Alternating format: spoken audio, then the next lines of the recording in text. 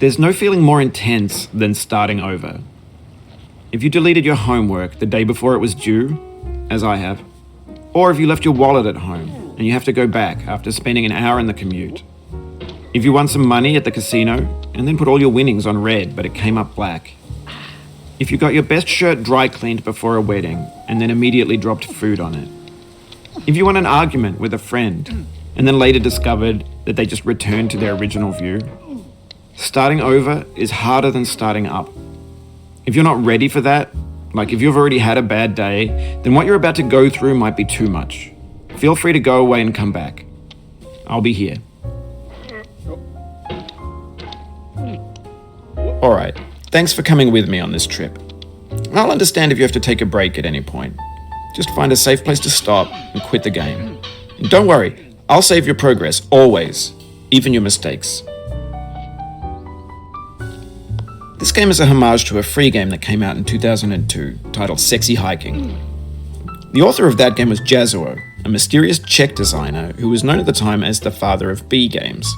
And B games are rough assemblages of found objects. Designers slap them together very quickly and freely, and they're often too rough and unfriendly to gain much of a following. They're built more for the joy of building them than as polished products. In a certain way, Sexy Hiking is the perfect embodiment of a B game. It's built almost entirely out of found and recycled parts, and it's one of the most unusual and unfriendly games of its time. In it, your task is simply to drag yourself up a mountain with a hammer.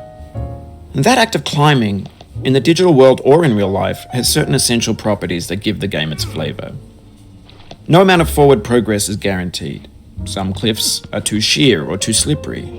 And the player is constantly, unremittingly in danger of falling and losing everything. Anyway, when you start Sexy Hiking, you're standing next to this dead tree that blocks the way to the entire rest of the game. It might take you an hour to get over that tree, and a lot of people never got past it. You prod and you poke at it, exploring the limits of your reach and your strength, trying to find a way up and over. And there's a sense of truth in that lack of compromise. Most obstacles in video game worlds are fake. You can be completely confident in your ability to get through them once you have the correct method or the correct equipment or just by spending enough time. In that sense, every pixelated obstacle in Sexy Hiking is real. The obstacles in Sexy Hiking are unyielding, and that makes the game uniquely frustrating. But I'm not sure Jazzuo intended to make a frustrating game. The frustration is just essential to the act of climbing, and it's authentic to the process of building a game about climbing. A funny thing happened to me as I was building this mountain.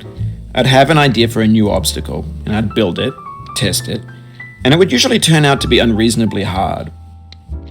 But I couldn't bring myself to make it easier. It already felt like my inability to get past the new obstacle was my fault as a player rather than as a builder.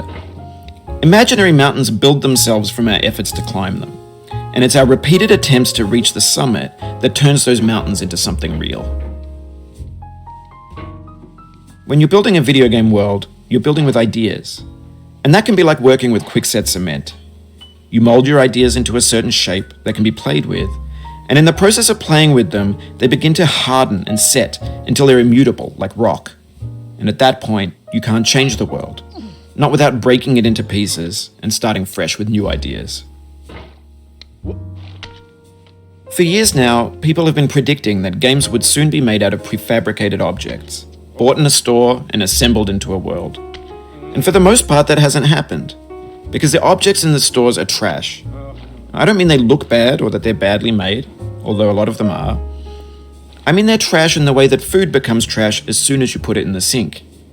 Things are made to be consumed and used in a certain context, and once the moment is gone, they transform into garbage. In the context of technology, those moments pass by in seconds. Over time, we've poured more and more refuse into this vast digital landfill that we call the internet. It now vastly outnumbers and outweighs the things that are fresh and untainted and unused.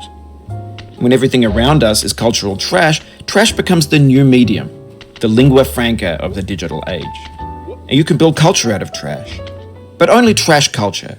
B games, B movies, B music, B philosophy. Maybe this is what digital culture is. A monstrous mountain of trash, the ash heap of creativity's fountain. A landfill with everything we ever thought of in it. Grand, infinite, and unsorted.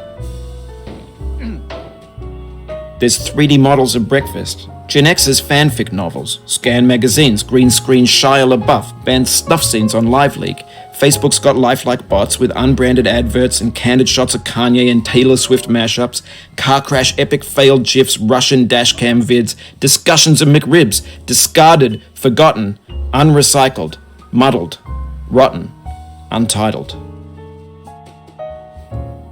Everything's fresh for about 6 seconds, until some newer thing beckons, and we hit refresh. And there's years of persevering disappearing into the pile, out of style, out of sight.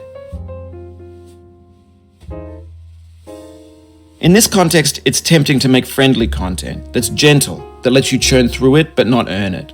Why make something demanding if it just gets piled up in the landfill, filed in with the bland things? When games were new, they wanted a lot from you. Daunting you, taunting you, resetting and delaying you. Players played stoically. Now everyone's turned off by that. They want to burn through it quickly, a quick fix for the fickle, some tricks for the clicks of the feckless. But that's not you, you're an acrobat. You could swallow a baseball bat. Now I know, most likely you're watching this on YouTube or Twitch, while some dude with 10 million views does it for you, like a baby bird being fed chewed up food. That's culture too. But on the off chance that you're playing this, what I'm saying is, trash is disposable, but maybe it doesn't have to be approachable. What's the feeling like?